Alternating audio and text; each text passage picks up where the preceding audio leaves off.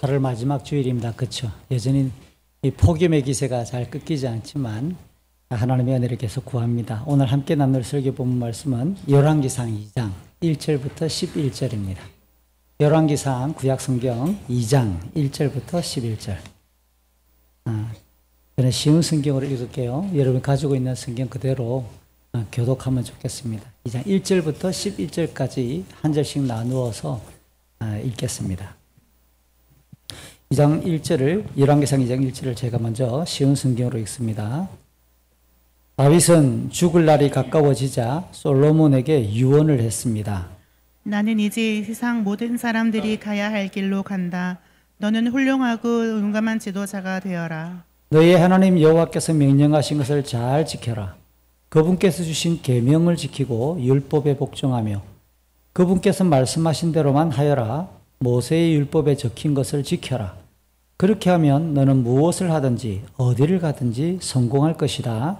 여호와께서 나에게 하신 약속 곧 내 자손이 내 말을 잘 따르고 마음과 정성을 다하여 내 앞에서 행하기만 하면 이스라엘 백성을 다스릴 왕이 내 집안에서 끊이지 않고 나오게 하겠다라고 하신 약속을 지켜주실 것이다. 그리고 너는 스루야의 아들 요압이 내게 한 일을 잊지 마라. 요압은 이스라엘의 훌륭한 두 장군인 넬의 아들 아브넬과 예델의 아들 아마사를 암살했다.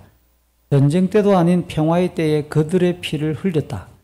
요압은 죄 없는 사람들을 죽여서 그의 허리띠와 신에 피를 묻혔다. 너는 지혜롭게 행동하여 그에게 벌을 주어라. 그가 오래도록 살다가 평안히 죽게 내버려 두지 마라. 그러나 길앗 사람 바실레의 자녀에게는 자비를 베풀어 주어라.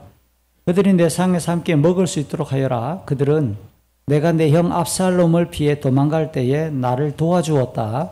바후림 출신의 베냐민 사람이요 게라의 아들인 시므이가 너와 함께 있다는 것을 잊지 마라. 그는 내가 마하나임으로 가던 날 나를 저주한 사람이다. 그러나 그가 나를 맞이하러 요단강까지 내려왔으므로 나는 여호와 앞에서 그에게 시므이야 내가 칼로 너를 죽이지 않겠다라고 약속했다. 그러나 그를 죄 없는 사람으로 여기지 마라. 너는 지혜로운 사람이니 시므이를 어떻게 처리해야 할지 알 것이다. 그 노인이 피를 흘리며 음부에 내려가게 하여라. 그 후 다윗은 죽어 그의 종상들과 함께 다윗성에 같이 읽습니다. 다윗은 40년 동안 이스라엘을 다스렸습니다. 헤브론에서 7년을 다스리고 예루살렘에서 33년을 다스렸습니다. 아멘. 함께 읽은 것처럼 오늘 본문은 다윗이 죽는 이야기고 죽으면서 유언을 남기는 이야기예요. 설교를 준비하면서 이 내용에 걸맞는 자료가 없을까? 인터넷 포털 검색에 유언 모음이라고 한번 쳐봤습니다. 다양한 자료들이 막 떠 있는데 그중에 몇 가지만 의미 있는 내용이 발견되어서 정리를 하게 됐는데요.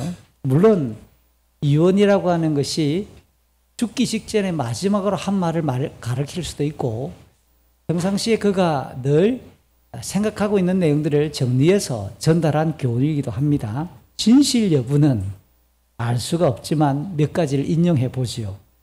지중해에서부터 시작해서 인도까지 정말 광활한 땅을 세계 역사 가운데서 그보다 더 넓은 땅을 지배한 적이 없다, 지배한 사람이 없다라고 평가될 만한 첫 번째 광활한 대국의 왕 알렉산더 대왕이 30대 초반에 요절을 합니다. 그러면서 그가 죽을 때 남겼던 말이라고 그러죠. 나의 관 양옆에 구멍을 뚫어서 나의 두 손을 이렇게 밖으로 내보이게 해서 아무것도 없게 하라. 천하를 쥐었던 알렉산더도 죽을 때는 빈손으로 간다는 것을 보이게 하라. 라고 하는 유언을 남겼다는 말이 많이 회자되고 있습니다. 19세기 프랑스 출신의 유명한 소설가였던 기드 모파상이라고 하는 작가는 나는 모든 것을 가지고 싶었지만 결국 아무것도 갖지 못했다라는 말을 남겼다고 하고요. 안중근 의사가 죽기 전에 남겼던 마지막 말 중에 이런 표현이 있다고 합니다. 5분만 시간을 주십시오. 책을 다 읽지 못했습니다. 윤봉길 의사는요. 너희도 만일 피가 있고 뼈가 있다면 반드시 조선을 위하여 용감한 투사가 되어라. 태극의 깃발을 높이 드날리고 나의 빈 무덤 앞에 한 잔 술을 부어 놓으라 라는 말을 남겼다고도 하네요. 근데 참 읽다가 약간 씁쓸하면서도 빵 터진 또 하나의 자료가 있어요. 친일파의 대표적인 사람이면서 매국노의 상징인 사람 이완용 씨가 남겼다는 말입니다. 아들아, 아무래도 미국이 이 세계를 지배할 것 같다. 너는 철저한 친미파가 되어라 라는 말을 남겼다라고 하네요. 그러니까 유언이라고 하는 이 말은 한 사람이 죽을 때 남기는 교훈인데 평생 그가 바라보았던 인생의 목적, 삶의 방식을 고스란히 담고 있습니다. 세계관에 압축된 문장이다 라고 표현할 수 있을 듯해요. 동시에 그 말을 듣는 후손들에게 인생을 당부하는 소망도 포함되어 있기도 하죠. 그래서 성경에는 어떤 유언들이 있을까라고 생각을 하다가 우리가 익숙히 알만한 몇 사람의 이야기를, 그들의 유언을 찾아봤습니다. 창세기 50장 24, 25절에 요셉이 죽으면서 남기는 유언입니다. 나는 이제 죽습니다. 하지만 하나님께서는 여러분을 돌봐주실 것입니다. 하나님께서는 여러분을 이 땅에서 인도해 내실 것입니다. 형님들이 이집트에서 나가실 때 내 뼈도 옮겨가겠다고 약속해 주십시오. 모세가 남긴 유언도 한번 볼까요? 신명기 33장 11절과 29절을 제가 인용하는데요. 하나님의 사람인 모세는 죽기 전에 이스라엘 백성에게 복을 빌어 주었습니다. 이스라엘아, 너희는 복을 받았다. 너희와 같은 백성은 없다. 너희는 여호와께서 구원해 주신 백성이며 여호와께서 너희의 방패시고 너희의 돕는 분이시며 너희의 영광스러운 칼이시다. 너희의 원수들이 너희에게 패하겠고 너희는 그들의 높은 신전을 짓밟을 것이다.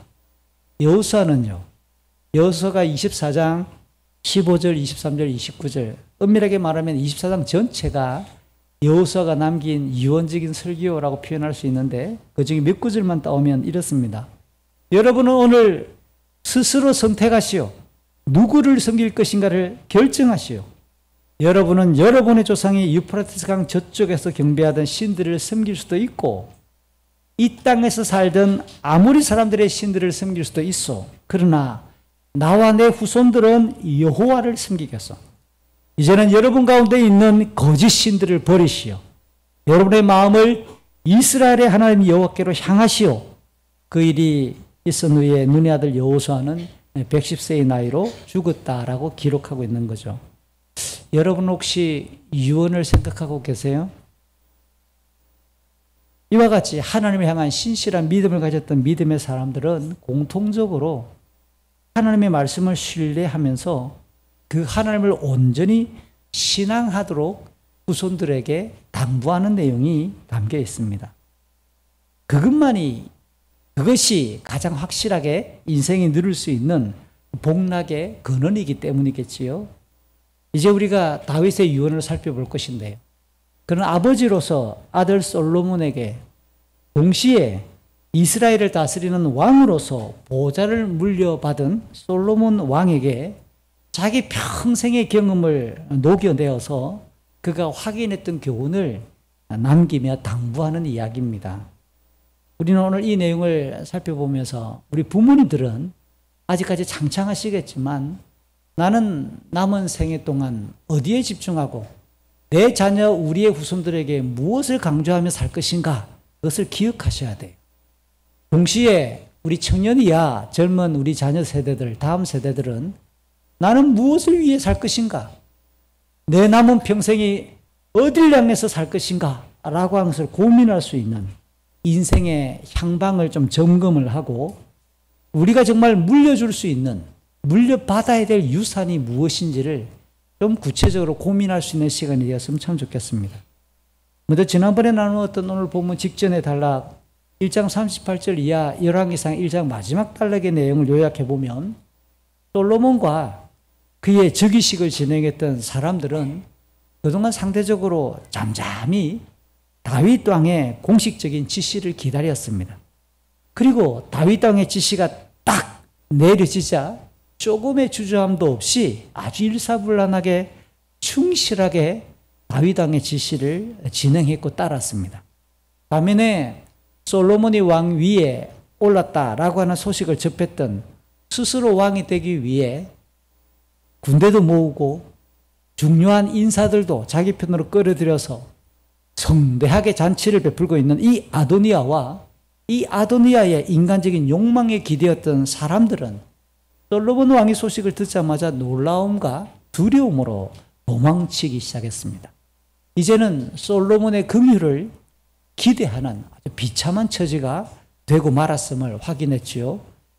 다윗의 유언, 오늘 이어지는 본문의 내용은 크게 두 부분으로 정리할 수 있는데요. 1절부터 4절은 여호와 하나님을 향한 신앙을 당부하고 5절부터 마지막 11절은 그가 다윗 인생에서 가장 부담스러웠거나 정리해야 될 사람들에 대해서 유언을 남깁니다.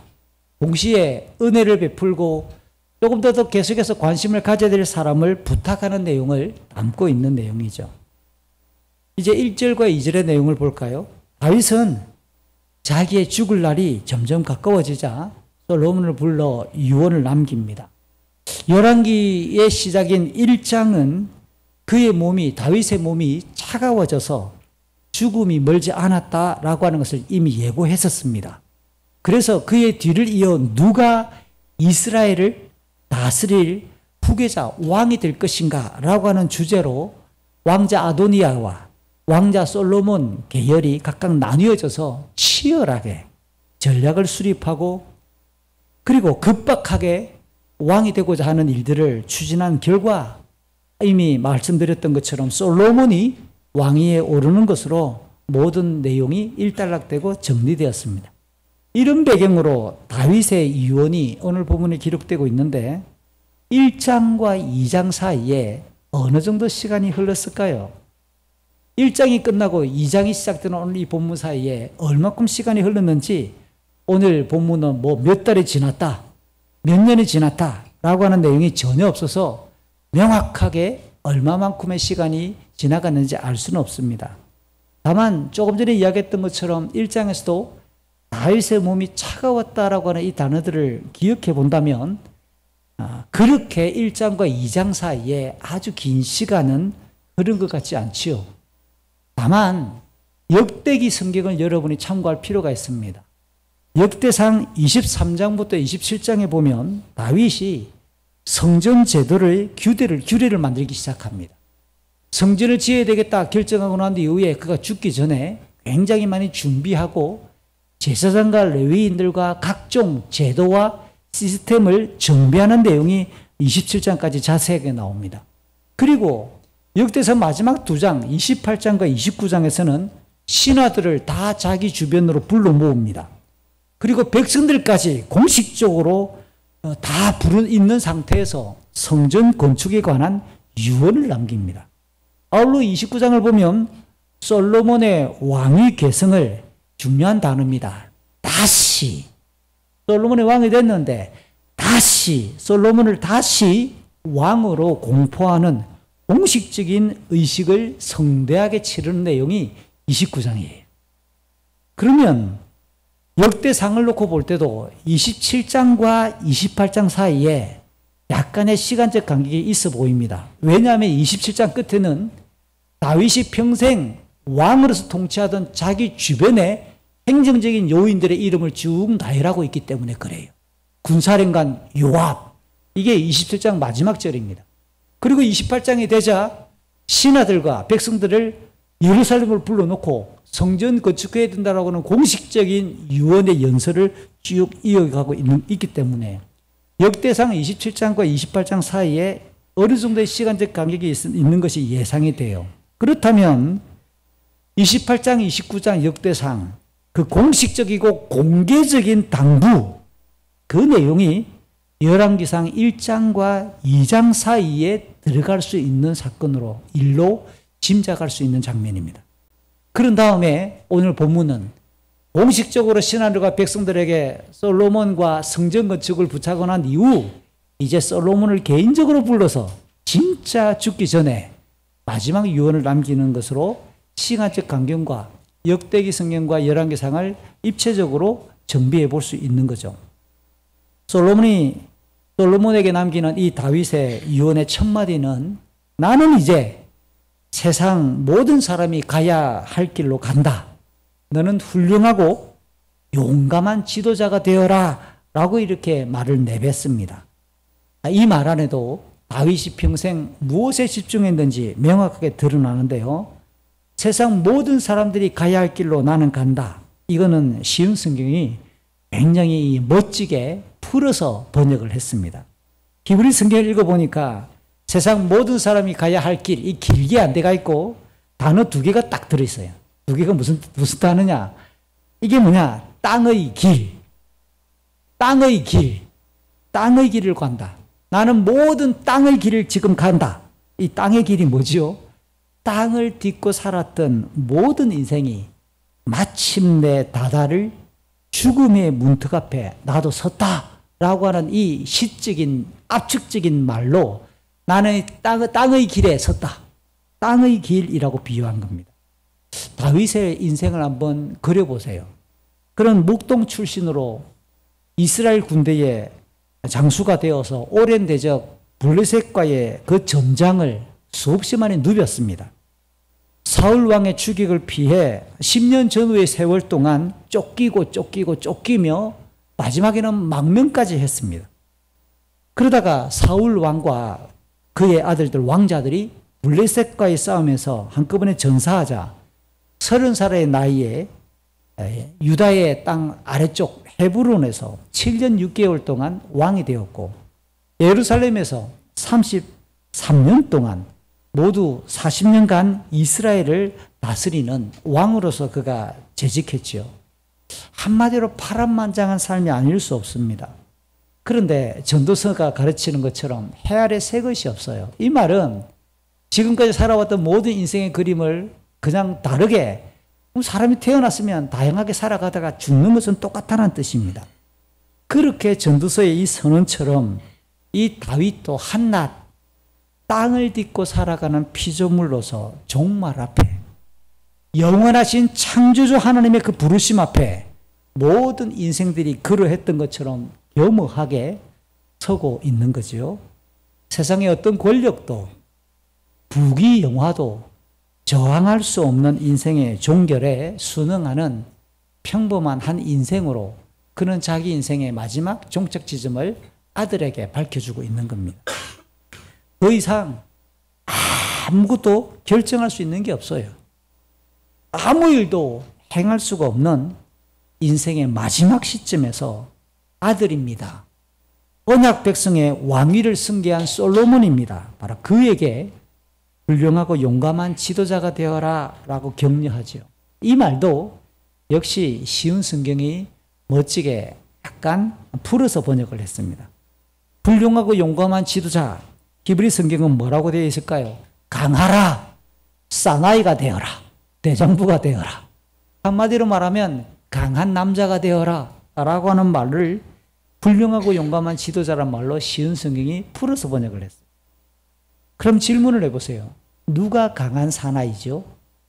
누가 강한 대장부가 될 수 있겠습니까?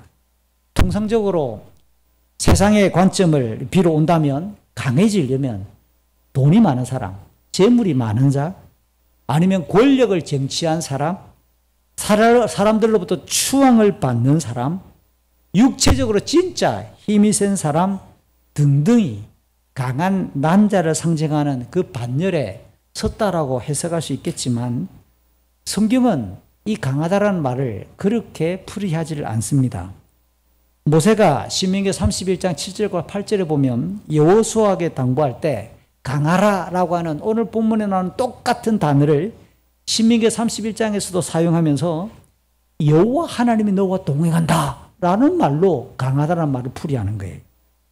그리고 여호수아 1장 6절, 7절, 8절, 9절에서는 모세가 죽었습니다.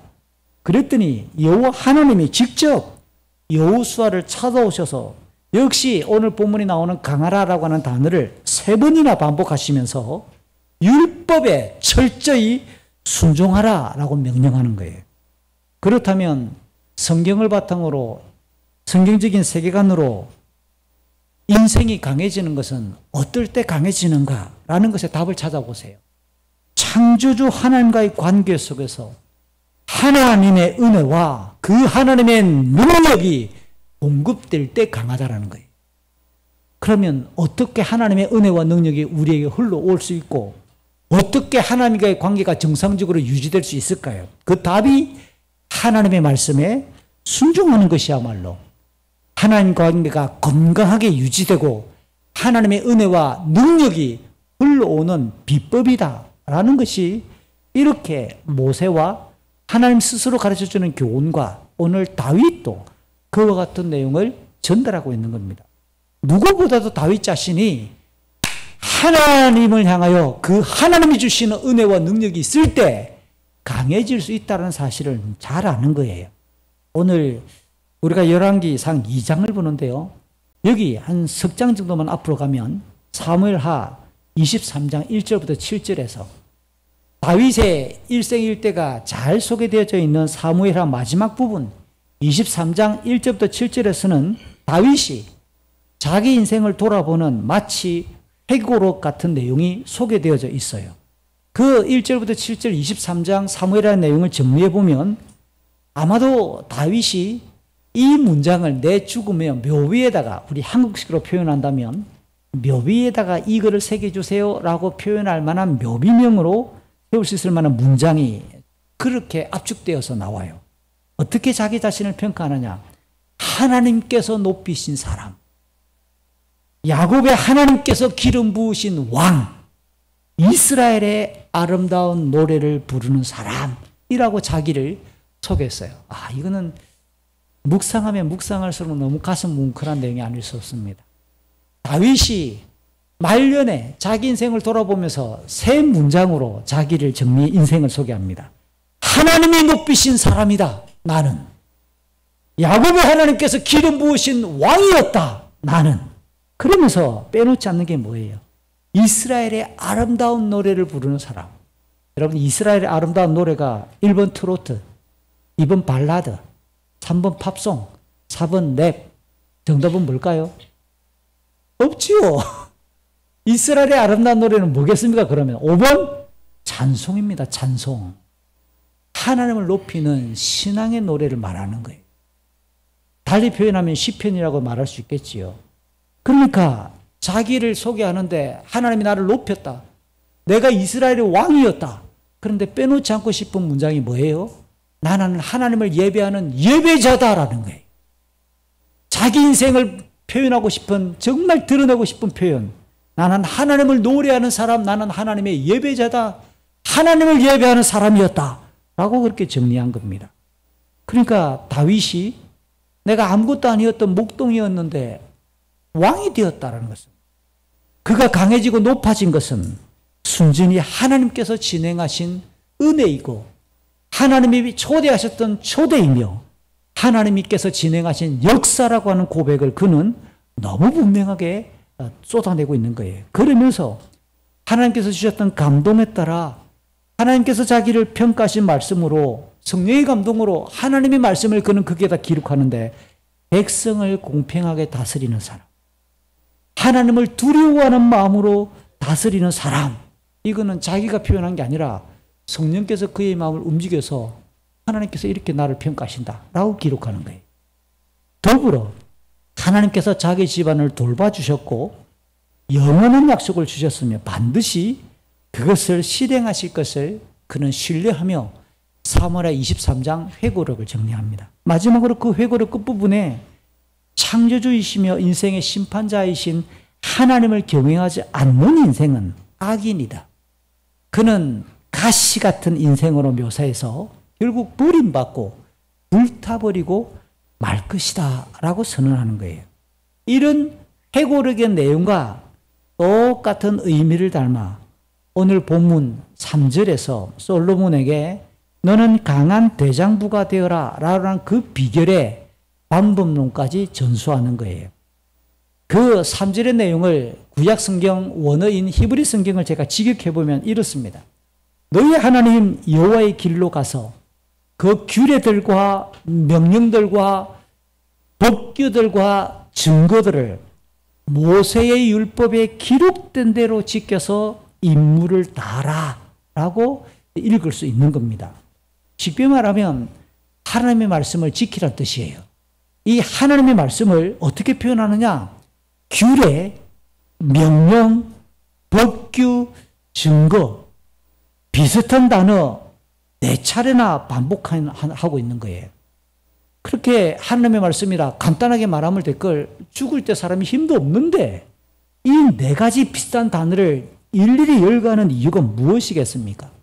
하나님의 말씀이 인생의 복락을 결정하는 절대 기준이라는 사실을 알려주려고 하는, 정말 아버지가 죽으면서 마지막 호흡이 헐떡헐떡 하면서도 아들에게 그 말씀이라고 간단하게 말하면 끝날 걸 4차례나 규례, 명령, 법규, 증거, 강조에 강조를 더하는, 참 죽어가는 아버지가 아들을 사랑하는 절절한 마음을 이 4가지 단어로 거듭 쏟아내고 있다라고 하는 것이 느껴지지 않습니까? 더 신비로운 것은 이 3절에서 하나님의 말씀 이름 될 걸, 이 말씀을 모세가 기록한 율법이다 라고 표기하는 거예요. 이것도 굉장히 주목할 만한 표현이 아닐 수가 없습니다. 하나님의 말씀을 내가 들었다, 내가 하나님을 보았다는 사람들이 종종 있습니다. 어떻게 해요? 꿈을 꿨다, 환상을 보았다. 혹시 여러분 개인적으로 꿈속에 예수님 보신 분 있죠? 신비하게 묻습니다. 조심스럽게. 혹시 꿈속에서 천국도 보신 분도 있죠? 제가 보니까 있습니다. 저는 그 감정을 무시하지 않습니다. 제가 은혜롭게 듣습니다.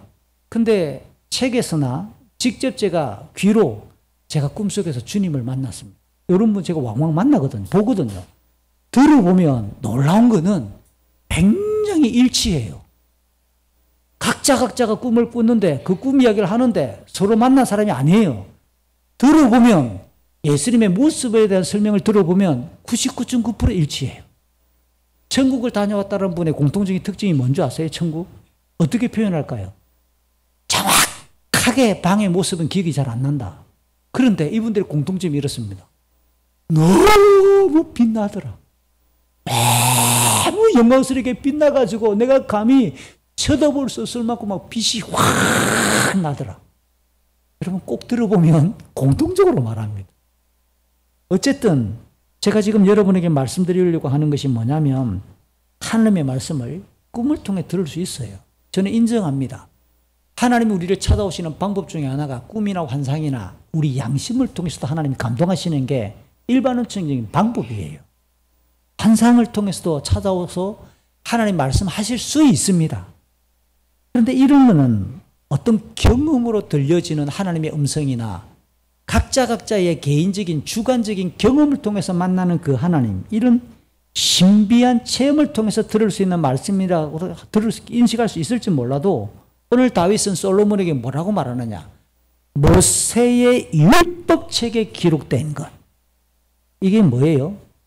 개인이 경험하는 신비한 체험은 방법이나 과정이나 구체적인 면에서는 달라질 수 있거든요. 또 하나 단점이 뭐예요? 반복되지 않는다라는 거예요. 내가 언제 몇 살 때 꿈을 꿨는데 한 번 더 꿈을 꿀 수 있으나 이게 내가 주님을 보고 싶다고 오늘 밤 자야지 나타납니까? 꿈을 꿨던 사람도 이것이 늘 기계적으로 형식적으로 반복되지 않는다라는 한계와 단점이 있단 말이에요. 그러나 책에 기록된 하나님의 말씀은 무엇을 뜻합니까? 모세의 율법책, 모세가 기록한 율법, 이건 뭡니까? 누구에게나 동일하게 확인할 수 있는 객관적이고 공식적인 하나님의 은혜의 수단이라는 겁니다. 그래서 우리가 성경 말씀하는 거예요. 그렇게 하나님의 말씀을 절대 표준으로 삼아 인생을 살아가기 시작할 때 오늘 3절 끝에서 네가 무엇을 하든지 어디를 가든지 성공할 것이다, 형통할 것이다 라고 하는 말로 그 말씀을 붙들라고 이야기합니다.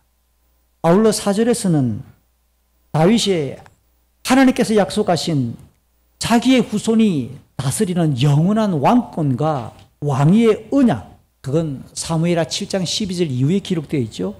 그 내용을 솔로몬에게 부들부들 떨면서 다시 한번 기억시키는 거예요. 특이한 것은 사무엘하 7장 12절부터 16절에 그 본래의 내용을 쭉 읽어보면 하나님께서 너와 너의 후손이 율법을 순종하면 영원한 왕국으로 영원토록 왕위가 이어지겠다라고 하는 말씀을 순종하라는 조건이 있을까요? 없을까요? 사무엘하 7장에는 그 조건이 없습니다. 그냥 하나님께서 그냥 내가 너에게 영원한 왕국과 영원한 왕위가 너의 후손을 통해 이어지겠다라고 약속했는데 오늘 4절을 보니까 솔로몬에게는 뭐라고 말하느냐? 하나님의 말씀을 온전히 순종해서 마음과 정성을 다해 신앙을 한다면 하나님께서 우리 집안의 왕권이 계속해서 유지할 것이다 라고 약속했다. 그 약속을 하나님 지켜줄 것이다 라고 말한다는 거예요. 그럼 이걸 어떻게 이해해야 될까? 원래 사무엘하 7장에는 하나님의 말씀의 순종 여부와 상관없이 말했는데 왜 다윗은 하나님의 말씀을 지켜야만 우리가 이 왕권이 계속 우리 집안에 유지된다고 이렇게 솔로몬에게 말하고 있을까? 기본적으로 여호수아 이후 가나안 땅에 들어가서 살게 되는 이 역사에는 그 가나안 땅에서 벌어지는 모든 역사는 핵심적으로 신명기가 기본적인 원칙이고 기준이에요. 이스라엘은 신명기에 의하면 그들의 힘이나 그들의 노력으로 형통하고 평화를 누리고 복을 누리지 않는 거예요. 어떻게 해야 이스라엘이 가나안 땅에서 복된 삶을 살아갈 수 있는가? 신명기는 하나님을 신앙하는 그 여부에 따라 하나님을 경외하고 참으로 성실하게 하나님을 신앙할 때 하나님이 먹을 것과 자녀가 풍성해질 것과 그 땅에서 대적이 침략할 때 하나님이 막아주신다라고 약속하는 거예요. 반대로 하나님을 향한 신앙이 비실해지고 우상을 섬기고 하나님을 향하여 경외하지 아니할 때는 그들이 농사를 다 지어가지고 굉장히 풍성해지는데 갑자기 재해가 발생한다는 거예요. 온갖 곤충들이 날아들어서 다 먹어버린다는 거예요. 그들이 굉장히 풍성한 소출을 거둘 직전에 대적들이 쳐들어와서 다 쑥밭으로 만들어버리겠다라고 하나님이 이야기하는 거예요. 그러니까 하나님을 신앙하는 그 여부에 따라 복과 저주가 판가름 난다라는 것이 신명기의 교훈입니다. 당연히 하나님을 신앙하는 것은 모세를 통해 주셨던 그 율법에 순종하느냐 마느냐라는 것을 가리키는 거죠. 이 원리는 가나안 땅에서 살아가는 이스라엘 사람들 개인과 가정에게만 적용되는 게 아니라 국가 차원에도 똑같이 적용되는 거예요. 이스라엘이 가나안에 들어가 국가를 세우고 살아갈 때, 국가로서 존재할 때, 국가로서의 존립 상태도 하나님의 말씀 율법을 지키는가 안 지키는가 여부에 따라 그렇게 적용된다는 거예요. 그래서 신명기 17장 15절 이하를 보면 이스라엘의 왕은 오직 하나님께서 택한 자가 왕이 되어야 하고 하나님께로부터 멀어지게 할 만한 요인들 뭐가 있겠어요? 하나님 말고 자기 힘을 과시하기 위해 말을 많이 두거나 자기의 기쁨과 쾌락을 즐기기 위해서 여인들을 가까이 두거나 많이 두거나 이런 것들을 절제하라고 가르치는 거예요. 대신 하나님의 말씀을 가까이에 두고 날마다 그 말씀을 읽어서 하나님을 두려워하라 라고 가르칩니다. 놀라운 것은 신명기 17장 19절과 20절 마지막 이 왕의 제도에 보면 그렇게 한다면 그 왕의 자손이 오랫동안 다스리게 될 것이다 라고 하나님께서 신명기 17장에 약속을 덧붙이고 있다는 겁니다. 자, 이런 내용을 바탕으로 오늘 본문을 읽어본다면 다윗은 하나님께서 나단을 통해 자기에게 약속하셨던 영원한 왕권 언약인 사무엘하 7장 12절부터 16절 이 사무엘하 7장의 그 내용과 신명기의 이 교훈을 그는 분리시키지 않아요. 아, 신명기 그 말씀이 나단을 통해 주셨던 그 말씀이 곧 나에게 우리 집안에게 적용되겠구나 라는 사실을 그는 기억하며 왕으로서 다스렸던 거예요. 그래서 오늘 죽어가는 이 다급한 상황에서도 솔로몬에게 하나님의 말씀을 붙들고 살아야 한다. 그럴 때 하나님이 우리 집안을 들어서시겠다라는 이 약속이 계속 이어지겠다라고 당부하는 거예요. 이처럼 다윗은 아들 솔로몬에게 이스라엘을 다스리게 된 왕에게 하나님을 경외하는 신앙을 확실하게 강조하며 유언으로 남깁니다. 무엇보다 하나님을 경외하는 신앙은 모세를 통해 주어진 율법이 하나님의 말씀이기 때문에 그것을 철저히 읽고 따르라고, 마음과 정성을 다해 그 율법의 말씀을 기억하라고. 그러면 개인으로나 국가가 평안하고 형통할 수 있음을 죽어가는 호흡이 끝나는 시점에서 막바지에 그는 교훈하는 겁니다. 아들 왕에게 뭐 비법을 전수해야 되지 않을까요? 나는 친일파로 살았지만 미국이 세상을 지배할 것이니까 너는 철저한 친일파가 되어라. 뭐 이렇게 누구처럼 참 그 내용을 읽다가 제가 빵 터졌다는 거 아니에요. 야, 진짜 그 말을 했다면 그 사람답다라는 생각이 들지요. 제가 지금 시비를 걸려고 하는 거는 다윗 왕이 솔로몬 왕에게 아들에게 뭐 그런 말은 왜 안 남기지? 실용적인 국정 운영안. 야, 내 메뉴를 다 기록해놨으니까 컴퓨터 하드웨어에 몇 번 눌리면 나와. 국제관계학. 내가 죽어가면서까지 다 정리해놨지만, 자, 저쪽에 좀 약간 저 사람들이 티 오를 수 있으니까 가서 짓밟아. 먼저 접쳐버려. 아니면 군사학과 병법. 내가 평생 전쟁터에 누려봤지만, 솔로몬은 전쟁에 안 나가봤잖아. 나는 평생 싸운 사람이야. 그럴 때는 먼저 선빵을 때려야 되는 거야. 뭐 요런 병법, 이런 내용이 남겨지는 게 아니라는 거예요. 여기서 씁쓸하지만 작금의 대한민국의 상황을 봅니다. 예수 믿는 사람이나 안 믿는 사람이나 우리가 자녀에게 물려줄 유산을 우리는 어디에 혈안이 되어서 목숨 걸고 있을까? 어떻게 해야 우리는 돈을 더 많이 벌 것인가? 어떻게 해야 우리는 이렇게 좀 이 땅에서의 삶이 복될 것인가? 우리는 이 비법을 전수하기 위해 우리가 가지고 있는 에너지에 모든 걸 쏟아붓고 있는 것이 현실이지 않을까? 저를 포함해 우리 부모 세대가 진짜 양심을 걸고 다윗의 여운과 우리의 모습을 한번 비교해 보지 않을까? 저는 좀 무서웠던 게 있어요. 설교용기에 없는 내용인데요. 올해로 제가 목사로 살아가는 지 27년째입니다.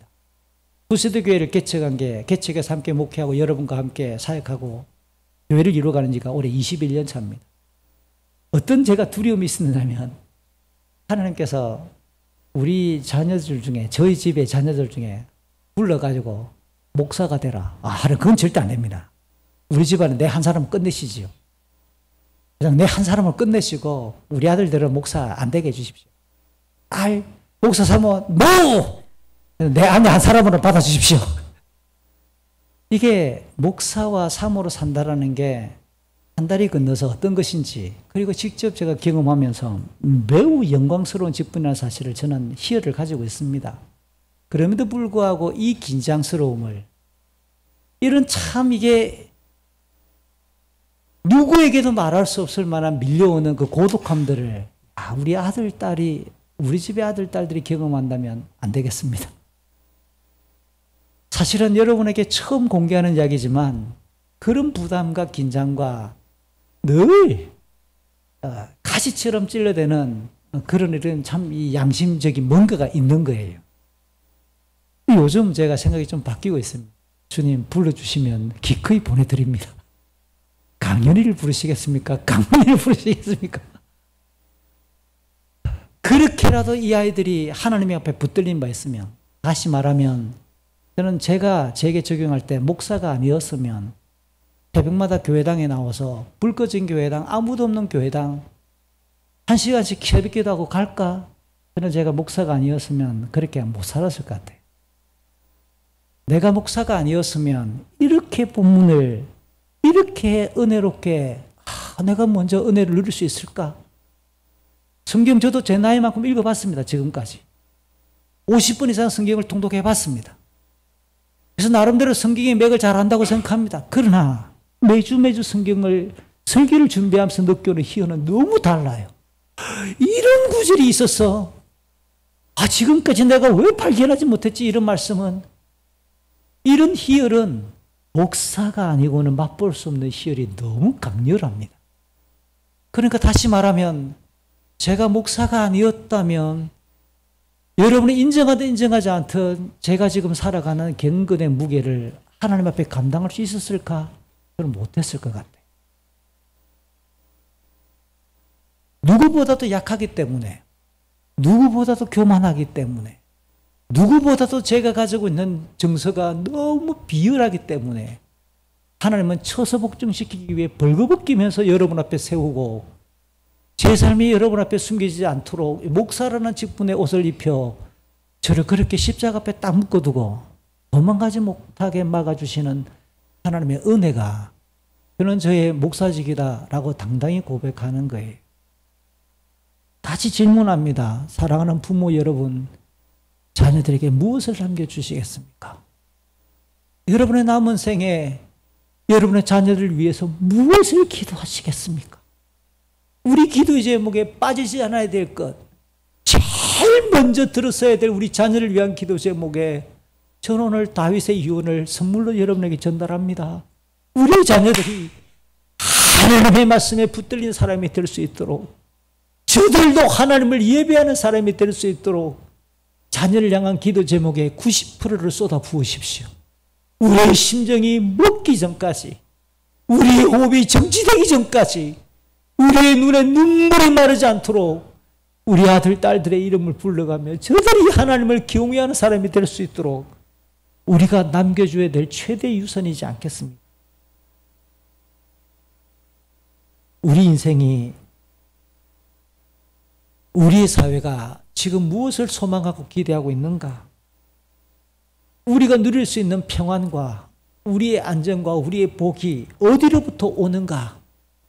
여기에 이 대답에 따라 우리는 다음 세대에게, 우리 자녀들에게 물줄 수 있는 유산이 결정된다라고 생각합니다.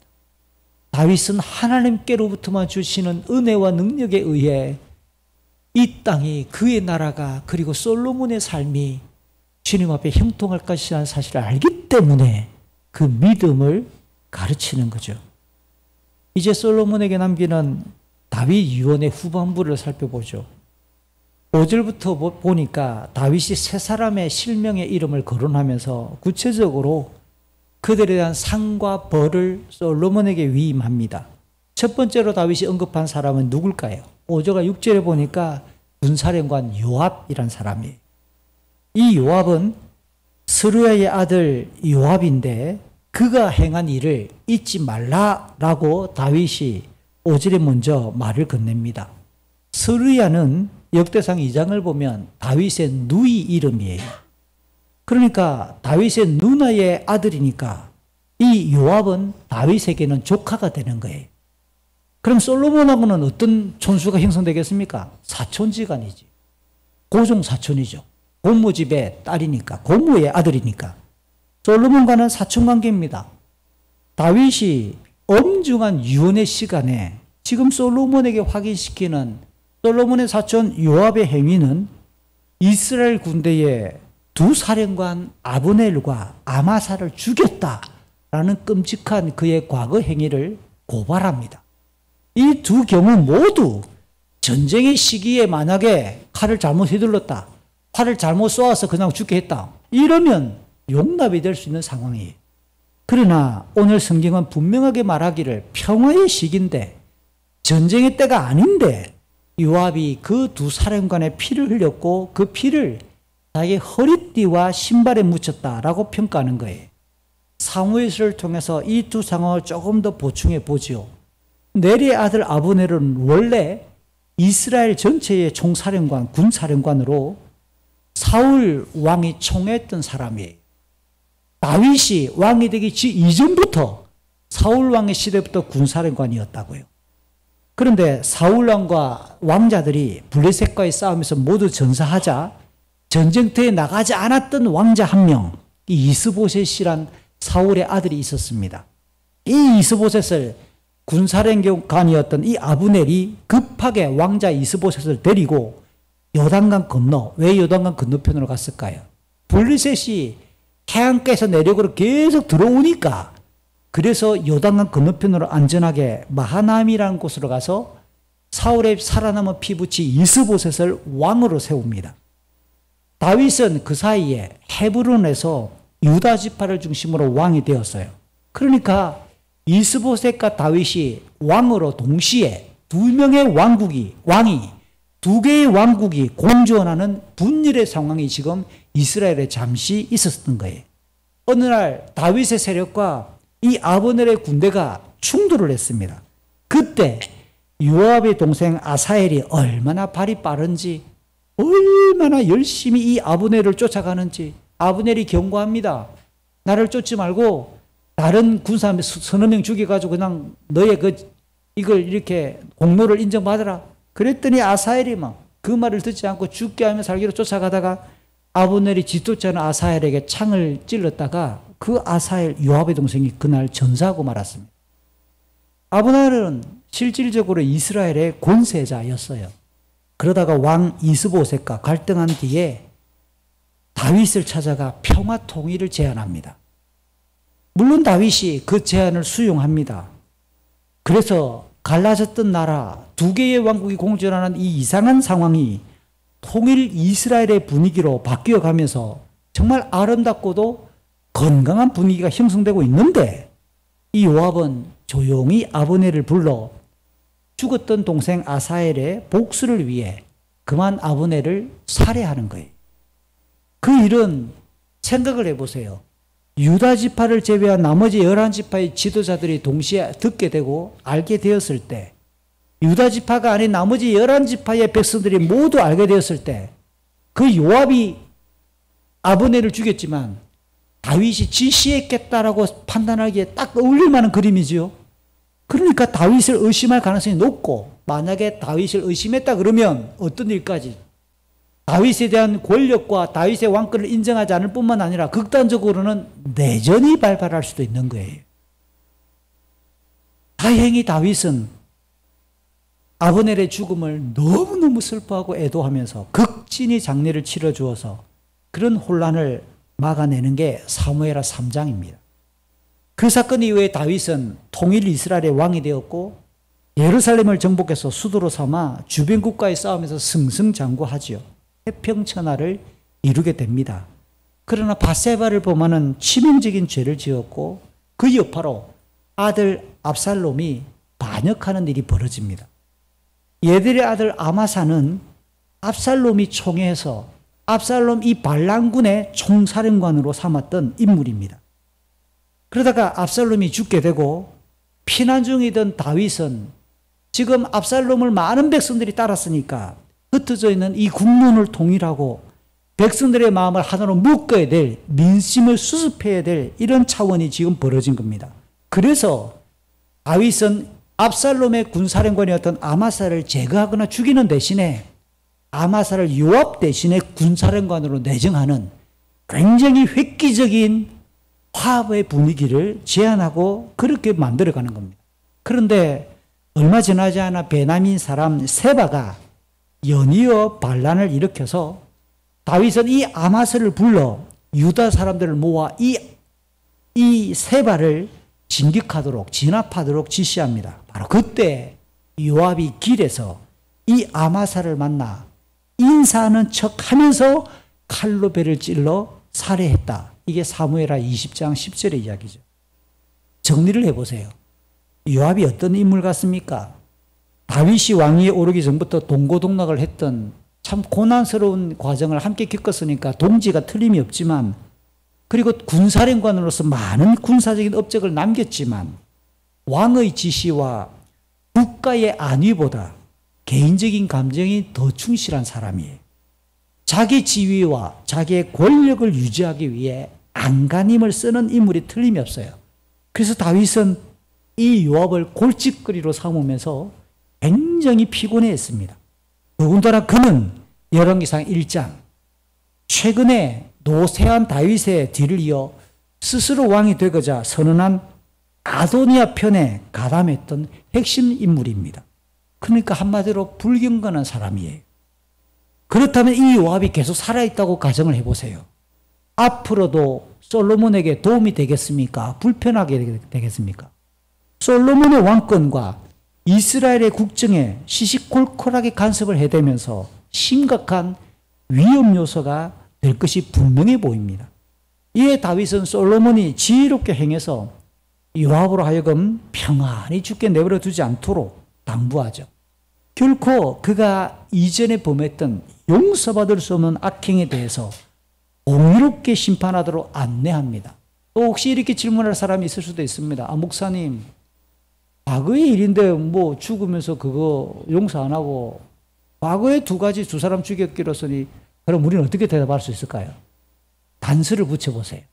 요압이 두 사람의 사령관 죽인 일을 하나님 앞에 진실로 참회하고 회개했다면 용서할 수 있죠. 우리 교리적으로. 그러나 우리가 지금까지 살펴온 그림에 의하면 요압은 절대로 참회하거나 회개한 적이 없을 것이 분명해 보입니다. 그는 죄를 범해놓고 죄라고 생각하지 않고 고개를 빳빳이 쳐들며 스스로 잘했다고 생각할 만큼 그렇게 영적인 수치를 모르는 삶이었기 때문에 하나님은 그의 죄를 향하여 공의롭게 오늘 이 다윗을 통해 심판하도록 이 솔로몬에게 지금 전달되고 있다는 거죠. 두 번째 사람은 7절입니다. 길르앗 사람, 쉬운 성경은 바실레라고 되어 있으나 히브리 성경이나 개역 성경 기타 사무엘 하를 보면 바르실레라고 읽어야 일관성이 있어 보입니다. 바르실레의 자녀에게 은총을 베풀라라고 유언합니다. 그들이 솔로몬의 상에서 함께 음식을 먹도록 환대하라는 것인데요. 다윗이 압살롬의 반역 당시에 피난 갔을 때 바르실레가 찾아와 다윗을 도왔던 일에 대한 보상을 주문하는 거죠. 역시 사무엘서를 잠시 살펴보면 압살롬의 그 반역으로 다윗은 너무 슬퍼했고 황급하게 도성 예루살렘을 떠나 요단강을 건넜습니다. 바로 그때 길르앗 지역의 부자였던 바르실레가 다른 두 사람과 함께 다윗 일행이 사용할 수 있는 물건들과 음식을 많이 챙겨와서 정성껏 이렇게 섬겼습니다. 압살롬의 반란이 다 진압되고 다윗이 귀환할 때는 또 바르실레가 요단강까지 찾아와서 잘 돌아가시도록 배웅을 합니다. 다윗이 너무 고마워서 나와 함께 예루살렘으로 가자. 내가 너에게 죽을 때까지 환대하겠다. 동행을 요청하지만 바르실레는 내가 이미 80이 되었습니다. 80살의 나이가 되었기 때문에 고령입니다. 정중히 사용하면서 자기 아들 김함을 추천합니다. 그랬더니 다윗은 바르실레의 제안을 받아들여 그의 아들 김함을 데리고 이렇게 예루살렘으로 돌아오죠. 자, 이것도 한번 보세요. 사무엘하 19장이네 그때 그 일로 끝났잖아요. 데리고 와가지고 다윗이 김함을 못 살게 굴었겠습니까? 잘 대해주겠습니까? 잘 주었을 분위기가 너무하지요? 그러면 그 일이 끝났는데 지금 죽으면서까지 솔로몬에게 계속해서 바르셀레의 집안에 호의를 베풀라고 지시하는 또 이유는 뭐지? 이미 김함은 예루살렘 근처에 와 있거나 지금 길앗을 떠나 다윗이 예전에 베풀어 줬으니까 잘 살고 있는데 솔로몬에게 그 일을 계속해서 또 이야기하는 거예요. 역시 죽음이니까 잊어버려서 그랬을까요? 왜 이렇게 자꾸만 계속해서 그 집안을 복주라고 이야기할까요? 더군다나 솔로몬 왕의 식탁에서 함께 음식을 먹어라. 이거는 왕의 가족과 동급 정도의 친밀한 관계로 그들을 대하라 라고 하는 말이 아닐 수 없는 거잖아요. 왕이 베풀 수 있는 최고의 환대, 이게 왕의 식탁에서 함께 밥을 먹는 거라고요. 아마도 바르실레가 다윗을 섬겼던 그 일을 저는 인간적으로 다윗이 나에게 잘해줬으니까 빚 갚아라. 그런 인간적인 고마움만으로 그는 그 일을 해석하거나 수용하지 않다고 해석할 수 있어요. 다시 말하면 다윗이 왕이 된 것은 사무엘하 23장에 의하면 그가 되고 싶어서 왕이 된 게 아니에요. 다윗이 왕이 되었던 일은 하나님께서 세우신 주권적인 하나님 나라의 일이었어요. 그러니까 지금 다윗이 피난길에 올랐다는 이거는 그가 개인적으로 잘못한 것도 있겠지만 하나님께서 세우신 왕이 피난길에 갔으니까 하나님의 일이 지금 위태로운 지경인데 길르앗 집안의 거부 부자 이 바르셀레가 자기의 재산을 희생하면서 다윗 일행을 먹이기 위해 그리고 필요한 것을 공급하기 위해 물건과 음식을 가져왔다. 이 말은 나 다윗에게가 아니라 하나님이 세우신 그 왕에게 하나님에 대한 존중이다 라고 바르실레의 행위를 믿음으로 받아들이는 거예요. 그리고 다윗 자기의 왕권과 이스라엘이 하나님의 나라를 실행하는 신령한 기구라는 사실에 입각해서 바르실레의 그 섬김은 하나님 나라에 대한 믿음의 헌신으로 간주함으로 지속적으로 하나님의 은총이 임하게 하라라고는 부탁으로 해석할 수 있는 지정이죠. 게다가 솔로몬으로 하여금 하나님께서 세우신 왕권이란 사실을 그도 기억하게 해서 이 왕은 다른 세속의 나라는 자기의 힘과 자기 기쁨을 위해 백성들을 종으로 부리는 왕들이지만 언약 백성의 왕은 누굽니까? 하나님의 성품을 집행하는 하나님의 인내하심과 하나님의 사랑과 하나님의 자비를 베풀어야 하는 직분이라는 것도 교훈하는 의도가 포함되어 있는 거죠.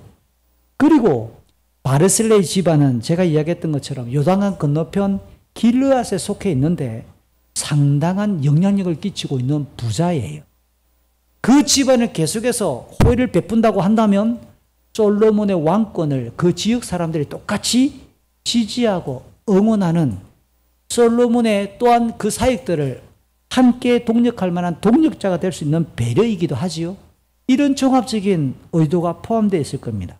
굉장히 흥미로운 성경 구절을 하나 발견할 수 있는데요. 오늘 본문으로부터 한 400년쯤 지나면 누가 등장하느냐면 예레미야가 예루살렘을 중심으로 설교합니다. 예레미야서 41장 17절을 보니까 바르실레의 아들 김함 이름이 나와요. 게롯 김함. 게롯 김함은 그 마을 이름이 게롯 김함입니다. 게롯 이게 뭐냐? 여관, 우리로 치면 호텔 이런 뜻이죠. 김함의 호텔, 김함의 여관이란 뜻입니다. 그러니까 이 내용은 사람의 이 동네 이름이 게롯 김함이다. 그러면 그때 이후로부터 오늘 다윗이 솔로몬에게 유언을 남긴 이유, 물론 다윗이 직접 했을 수도 있긴 하지만 이 다윗이나 솔로몬이 이런 뜻에 의지해서 김함에게 토지를 마을을 선사해서 그에게 이렇게 주고 김함은 그곳에서 여관업을 했을 수도 있겠죠. 이게 세계 호텔 왕 김함, 그 기반을 다윗과 솔로몬이 제공해 주는 거예요. 그 이름이 그 마을의 이름이 게롯 김함이라 붙어가지고 오늘 본문으로부터 400년이 지나가 계속해서 바르실레의 그 집안의 이름이 대대 후손으로 불려지며 이 스토리가 전달되도록 만들었다라고 우리가 이해할 수 있는 지명이 아닐 수 없어요. 마지막 사람은 8절과 9절에서 바울음 출신의 베냐민 사람 시므이에 대한 징계를 요청합니다. 그는 다윗이 압살롬의 반역으로 피난 갈 때 이 다윗을 쫓아와가지고 악독한 말로 저주를 합니다. 그리고 다윗이 귀환할 때는 요단강까지 찾아와가지고 잘못했다고 살려달라고 막 영접을 하므로 그때 다윗이 죽이지 않겠다 하나님 앞에서 맹세했던 사람입니다. 그럼에도 오늘 유언에서 그가 다윗에게 퍼부었던 악행에 대해 솔로몬에게 지혜롭게 대처해서 피를 흘리며 음부에 내려가도록 하라. 이건 굉장히 셉니다. 피를 흘리며 죽게 만들어라 라고 이 엄중하고 무거운 유언을 솔로몬에게 남기는 거예요.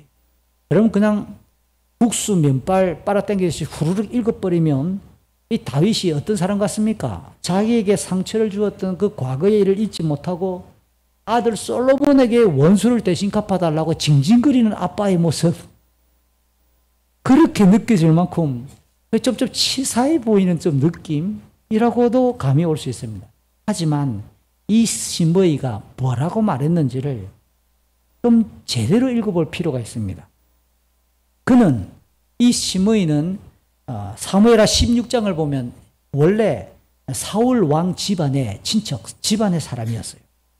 다윗이 압살롬의 반란으로 지금 다급하게 예루살렘을 벗어나 요단강으로 내려가기 시작하는데 그때 쫓아와가지고 이 시므이가 하는 말이 다윗에게 살인자요, 불량한 사람이야 그러면서 네가 사울 집안의 사람들을 모조리 죽여버렸잖아. 그렇게 네가 사울 집안의 사람들을 죽인 일에 대해 하나님 지금 너에게 벌을 내려서 너의 아들의 반란을 통해 너는 지금 도망가는 거야. 너는 끝장이야. 이런 식으로 악다가운 일을 펼치면서 막 욕을 했다는 겁니다. 여러분 이 시므이가 했던 말을 잘 분석해 보세요. 다윗이 사울의 집안 사람들을 모두 죽였다고 시므이는 말하고 생각하고 있는 거예요. 물론 실제로 사무엘 상하를 읽어보면 다윗이 사울 왕과 사울 왕의 아들들과 집안의 사람들을 죽인 일이 있다 없다? 없는 거예요. 사울 왕과 왕자들이 어떻게 죽었는데요? 전쟁터에 나가 죽었잖아요. 싸우다가 죽었고 다윗이 그때 전쟁터에 나가지도 않았어요. 그런데 이 시므이는 다윗이 사울 왕과 그 사람들을 다 죽였다라고 말하는 겁니다.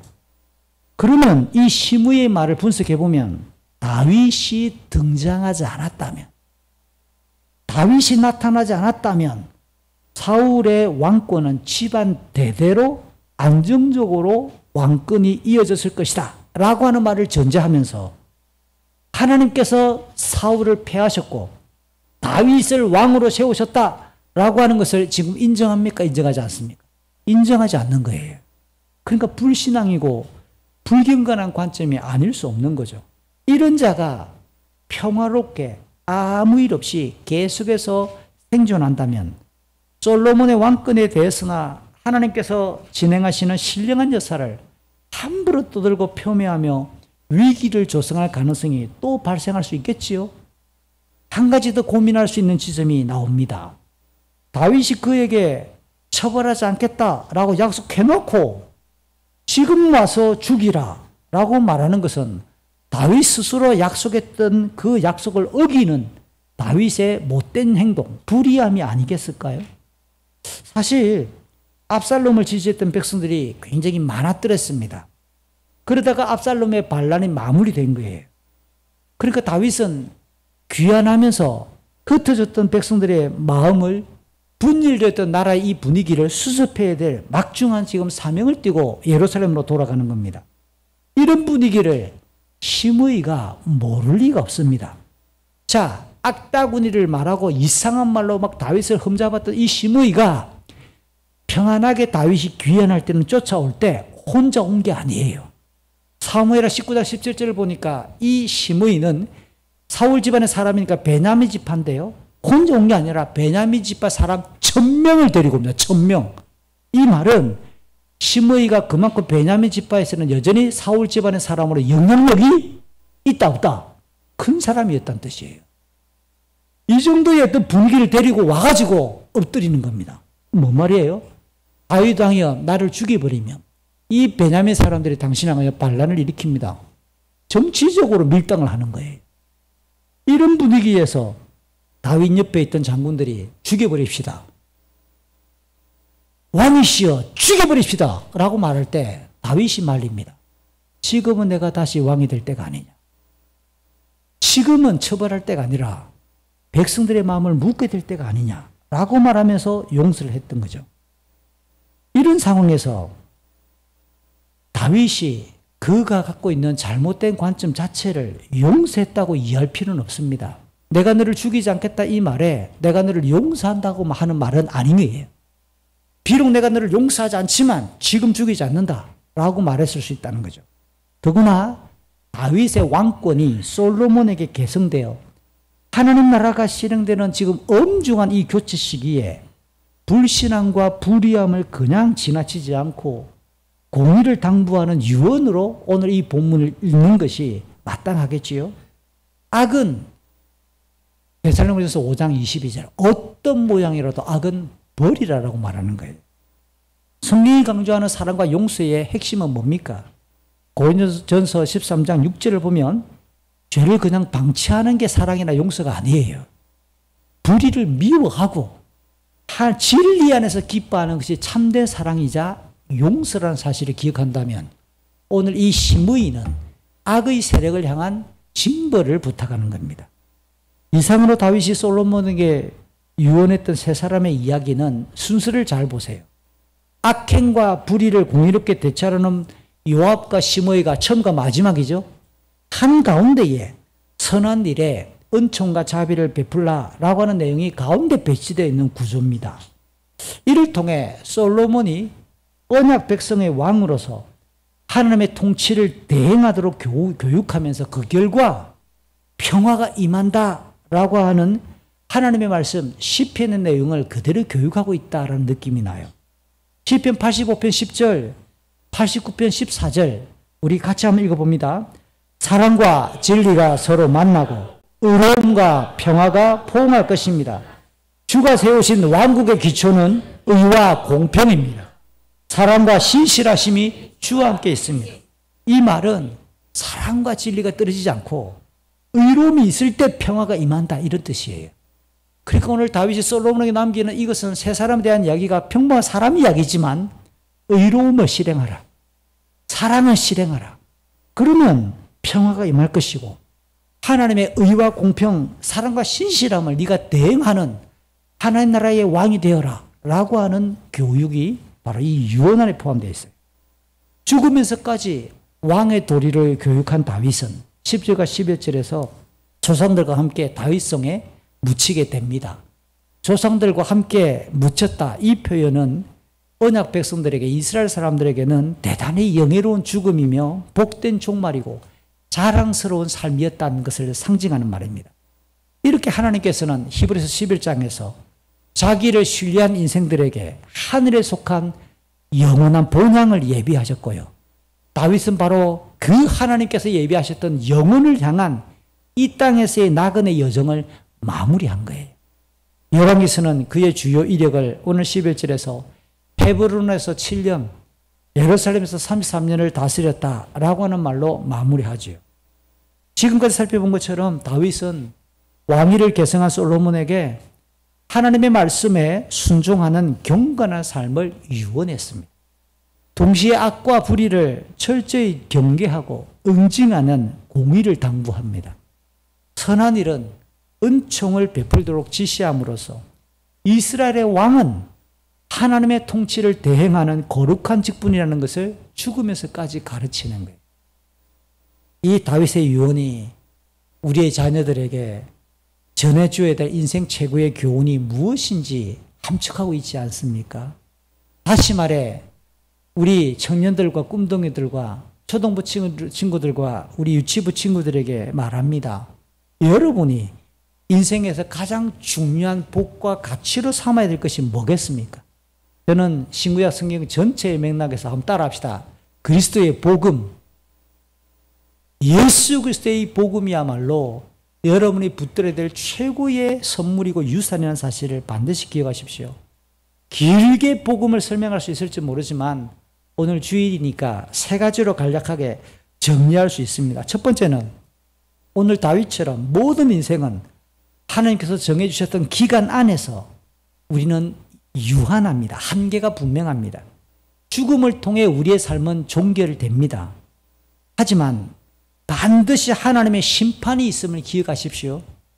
그 심판에 따라 영원한 생명과 영광을 누리거나 영원토록 형벌의 고통이 주어진다고 성경은 가르칩니다. 그러므로 이 땅에서 살아가는 삶은 내 기쁨을 위해서 사는 게 아니에요. 사람들이 뭐라고 말하는지, 사람들이 무엇을 기뻐하고 추구하는지 그런 관점에 기대는 게 아니에요. 세상의 가치가 내 인생의 최고의 목적이 되어서는 안 되는 거예요. 그것보다 하나님을 영화롭게 하고 그 하나님을 즐거워하는 것. 소위의 문답 1번이죠. 학습 세례 문답할 때 꼭 물어보는 겁니다. 하나님의 나라와 하나님의 의를 인생 최고의 목적으로 삼아야 하고 경건한 삶을 살아야 한다라는 것이 복음이 가르치는 핵심적인 교훈입니다. 마태복음 7장 13, 14절 예수님의 말씀인데 같이 읽습니다. 좁은 문으로 들어가거라. 멸망으로 가는 문은 넓고 그 길이 쉬워 많은 사람들이 그곳으로 들어간다. 그러나 생명으로 들어가는 문은 작고 그 길이 매우 좁아 그곳을 찾는 사람들이 적다. 여기에 함정이 들어있어요. 교회 다니는 친구들이 적잖아요. 학교 가보니까, 사회 나가보니까 교회 한다는 사람들이 너무 많은데요. 여기에 속으면 안 돼요. 주님이 말합니다. 많고 편하고 많은 사람이 달려간다고 해서 진리가 아니라 멸망으로 가는 길일 수 있다. 그래서 우리는 꾸역꾸역 좁은 문으로 주님의 말씀이 있는 곳으로 와야 된다는 사실을 꼭 기억하십시오. 두 번째 복음의 개요 중에 이 땅에서의 삶에서나 죽음 이후에까지 그럼 인생에게 가장 큰 위로와 복은 예수 그리스도이십니다. 하이델베르크 교리문답 1번이죠. 모든 인생과 우리 피조 세계가 함께 겪고 있는 고통이나 비참함은 창조 하나님을 반역한 죄의 대가라고 하는 것이 성경이 가르치는 명백한 교훈이에요. 그렇기 때문에 죄사함을 받지 않은 상태에서의 즐거움, 죄사함이 없는 행복은 허망할 뿐이에요. 하나님께서 의로운 삶을 위해 보내주신 유일한 구원자는 예수 그리스도이십니다. 그분의 십자가와 부활은 우리를 위한 대속이었어요. 결국 예수 그리스도를 그 믿음으로 우리는 이 땅 넘어 영원한 생명과 영광에 이를 수 있다는 것이 복음의 중심이지요. 요한복음 3장 16절입니다. 하나님께서는 세상을 사랑하여 독생자를 주셨고 누구든지 그의 아들의 이름을 믿는 사람은 멸망하지 않으며 영생을 얻게 하려 하심이라. 아멘. 이게 복음의 핵심이잖아요. 한 가지만 더 부탁을 합니다. 예수 그리스도를 믿어 하나님의 자녀가 된 성도는 육체의 욕망이나 불경건한 가치를 따라 살지 않고 하나님을 예배하는 경건한 삶을 살아야 할 것이 복음 안에 포함되어 있습니다. 그럼 이 경건은 뭘까요? 하나님의 말씀을 사랑하고 오늘 다윗이 강조했던 것처럼 말씀을 사랑해서 가까이 하고 그 교훈대로 생각하고 행동할 수 있는 사람. 기도로서 하나님의 은혜와 능력을 내 삶에 덧입혀서 하나님의 기도로서 하나님 주신 그 능력이 내 전인격에 파고 들어와 하나님의 능력이 나와 함께 할 수 있는 그 삶을 사는 것. 그 다음 주님의 몸인 교회 생활에 성실해서 주일이면 공예배에 참여하는 것. 이 세 가지가 웨스트민스터 신앙고백서가 가르치는 은혜의 객관적인 통로이자 수단이에요. 하나님의 말씀과 기도와 주님께 드리는 예배 곧 교회 생활을 빼놓고 은혜를 어디서 찾으시겠습니까?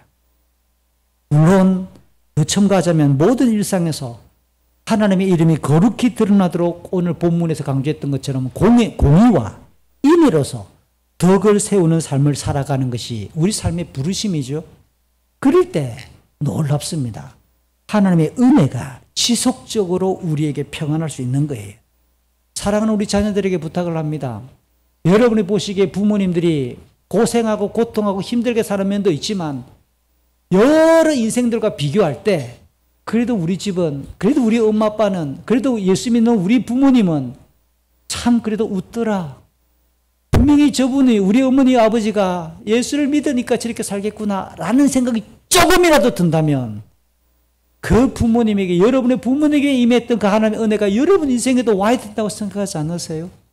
그러려면 말씀과 기도와 교회 생활과 공의와 인의를 실행하는 거룩한 삶에 여러분의 삶도 함께 갈 때 부모님에게 임했던 은혜가 나에게도 흘러오게 되는 거예요. 이제 나에게 올 수 있는 통로는 부모님의 은혜가 나에게까지, 어릴 때까지는 같이 묻어와요. 가정 안에 있으니까.